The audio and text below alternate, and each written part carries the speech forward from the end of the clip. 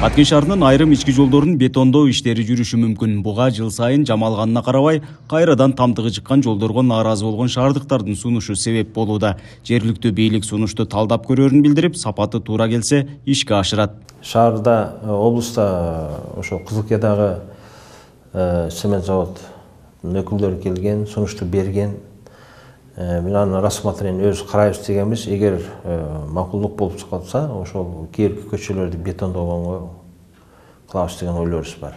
Бирок анын качествосуну кандай болот, аны баштап көрүшүбүз керек. Ошого карап иш кылабыз. Баягыда ямышный ремонтторду кылган бар көчүп кетип атат. 45 жылдан бери такси айдаган Абдихалил Маткайымов Баткен шаарындагы ички жолдордун абалы күн санап начарлап жатканын айтат. Жыл сайын каражат бөлүнүп, жамалганы менен асфальттын чуңкурлары да ошончо көбөйүп жатат. Жолдордун начардыгы чөнтөк эле эмес, шаардын көркүнө да зыяны тиет дейт. Ямасы бар көчөлөр көп болуп атат да шаардын ичтеринде. Стадион жактан айланганда да ямалар көп. Мына Чынарбакка постоянно түшөбүз, жумага барабыз. Жолдор оюлуп кеткен да, ошо ямышный эмелер, ремонттор бар чыгып кеткен. Бир кадактан түшсөң, бир кадага түшөсүң. Анан жол тондап встречныйга чыгып калышыңа мүмкүн болуп атат. Бир-эки жол ошондой эм болду, встречныйга чыгып калдык, ямадан качабыз деп. Шаардагы 177 чакырым ички жолдордун болгону 42 чакырымы гана асфальтталган. Анында көпчүлүк бөлүгү союз мезгилинде басылгандыктан учурда тамтыгы чыгып жаңылоого муктаж. Жамоо иштерине быйылкы жылы шаар казынасынан 600 000 сом бөлүнгөнүн жергиликтүү депутаттар билдиришти. Шаардын ички жолдорун жамоо иштерине 600 000 сом деп киргизишкен экен. Биз аны аз эмеспи деп сурадык. Себеби Баткен шаарында өзүңүздөр билсеңиздер, жолдордун абалы көп жакшы эмес.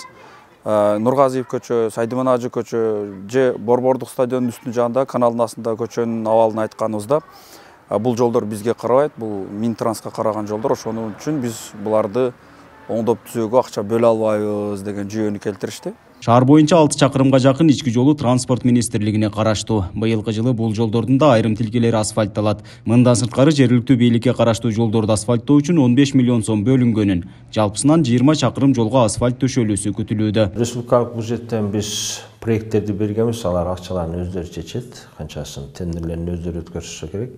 Минтранс. Биздин өзүнүн шаардын ичинен шаардык бюджеттен 15 миллион сом ички жолдордун дагы асфальттоо иштериге деп 15 миллион сом акча бөлгөнбүз. Бул деле ошол 20 километрдин ичинде биргеликтүү болот. Баткен шаарынын ички жолдорун асфальттоо үчүн миллиондогон каражат бөлүнүп, сапатына шаар тургундарынын наразы пикирлери айтылып келген. Ананда курулуш иштери кеч күздө жүргүзүлүп, кепилдик мөөнөтүнө шек жаралып келген. Нургазы Жайнаков, Регион телеканалы, Баткен облусу.